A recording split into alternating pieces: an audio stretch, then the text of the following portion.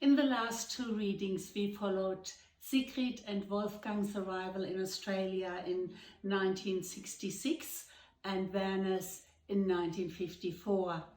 I'm now going to read the beginning of a chapter which covers a fundraiser in Australia in 2013 when Sigrid and Werner meet for the first time. Hugo, the coveted caterer, announced his arrival on the intercom at Rose's ground floor entrance at 5 o'clock sharp on Saturday, the 5th of October. He appeared at the penthouse door where Rose was introduced to his assistant Gloria and the waiters. Keeping their eyes on Hugo's polished, bold spot, the staff followed his determined short steps as they strategically positioned boxes and cartons in Rose's kitchen. Fascinated, Rose watched the magic unfold. An arrangement of sparkling champagne flutes, rounded tumblers, wine glasses, water glasses, side plates, dinner plates, dessert plates, cups with saucers, cutlery, napkins, and stunning floral displays of scented white and pink lilies was all organized in an orderly fashion. The food and drinks remained concealed in neat, stackable cartons. Hugo, just as I had expected. It's shaping up splendidly, sweetie. Thanks, darling. Of course, I handpicked the creme de la creme of staff, and as usual, I personally supervised the sourcing of all ingredients and merchandise. Quite. Here's a list of guests for Gloria. I'll leave you to it. Rose disappeared into the inner sanctum of her sumptuous apartment. David was the first to be greeted by Gloria at 6 o'clock. He was followed by Eva and Werner. David was glad that Werner was one of the first invitees to arrive. Hello Eva, hello Werner, how are you? Well, thanks, David. It's good to see you, answered Werner. Other Après-City committee members and guests seemed to pour in all at once. As quickly as the arriving guests lifted the champagne flutes, the drinks were replenished by the waiters. It's nice to see you, David. Please excuse me, I must pass something to our chair. Ah, Roger's over there. Eva turned and disappeared into the mingling crowd. Sigrid arrived with Katrina, Peter and Isabella. Before crossing the threshold of Rose's door, Katrina uttered in a conspiratorial sotto voce, "Mother, are you sure we should have come with you?" "Of course, dear. We don't have to stay long. Just a glass of bubbly," Sigrid whispered under her breath and with a smile. "Good evening, I'm Gloria. Can I have your names, please?" Sigrid Hermes with Peter, Katrina and Isabella Wallace. "Please do help yourselves to some refreshments," Gloria beckoned to the closest drink waiter. Roger's stentorian voice endorsed Rose's appearance. "Ah, here she is." The volume of the general babble lowered. An overall "good evening," "hi" and "hello" tapered off with Rose's "welcome, darlings. I'm happy to see so many of you here tonight. Here's a toast to a successful fundraiser for Après-City." Rose raised her glass, a gesture followed by the guests whose babble resumed promptly. Over the sea of heads, Sigrid spotted David. "Come, let me introduce you to my friend." Sigrid hooked into Katrina's arm, steering towards David's direction. Peter and Isabella followed. Finally, Katrina would be able to set eyes on the mysterious David. Hello David, meet my daughter Katrina, my son-in-law Peter and my granddaughter Isabella. Well, how nice to see you, Sigrid. And I'm very pleased to meet you, Katrina, Peter and Isabella. Sigrid often talks about you. He turned towards Werner. Sigrid, I'm not sure if you and Werner have met.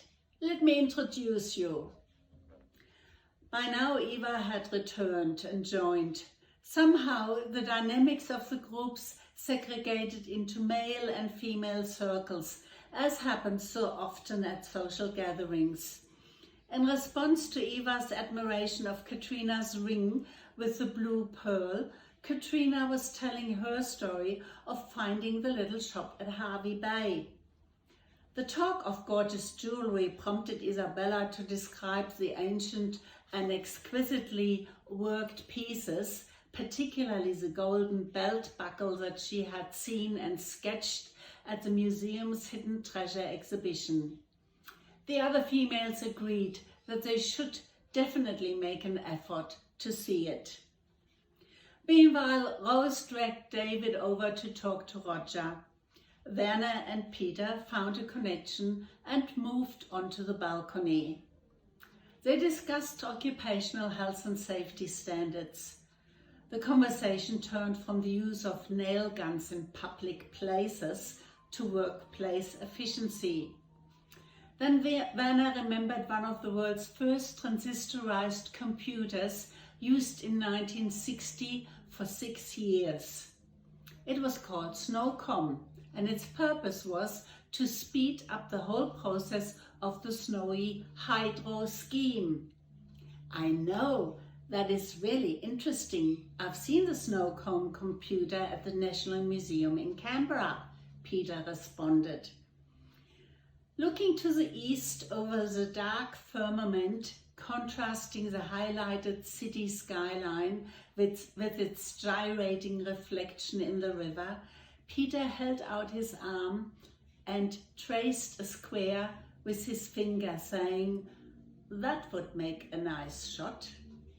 "Are you into photography?" Werner quizzed. "It's a hobby," Peter responded. "It is amazing what you can do with digital photography these days. Mind you, some of the most wonderful photographs are in black and white. I'm thinking of Helmut Newton's tantalizing portraits and also the stark and unexpected effects of negative imaging of man-rays photograms, or rayograms as he liked to call them." "Yes, back in my youth, we used the good old Brownie to take black and white snapshots. We then developed them ourselves." "Oh, really? Brownie 620? What a coincidence. I've bought a genuine vintage Brownie 620 with me from Gladstone. It is one of the early ones made in Germany before the war. It's for my nephew's birthday. I'm dropping it off tomorrow before heading home." "You don't say, an actual Brownie?" "Yes, I bought it on the net. I can show it to you if you like. We are staying with my mother-in-law until tomorrow afternoon. I'm sure she won't mind if you come over before then." Werner became more and more interested. "Well, I wouldn't mind seeing and touching an old Brownie again." "Why not? Let's see Sigrid and find out if it suits and then organize a time." Peter and Werner located Sigrid between the guests, who were by now enjoying the petit fours and coffee. In between nibbling and sipping, the arrangement was made for Werner to drop by Sigrid's place before 2 o'clock the next day. Judging by the animation, laughter, humor, and overall buzz in the penthouse, donations flowed generously. A good time was had by all, including Katrina, whose garnered scrutiny of David had abated after observing the reassuring demeanor during his social interactions. A little while later, one by one, Rose's guests bid their farewell until David was the only one left. While Hugo gave some last cleaning instructions to his staff, Rose asked, "A nightcap before you go, David Sweets?" "How can I say no? When you ask, it's not a question, it's a command, my dear." "That is my prerogative, and let's keep it that way." "A drambuie?" "As smooth as your tongue. Why not?" "Why not indeed. I believe tonight went well?" "Yes, like anything you organized, dear." "You dear charmeur, I believe you. Just this once." Rose raised her glass to David's.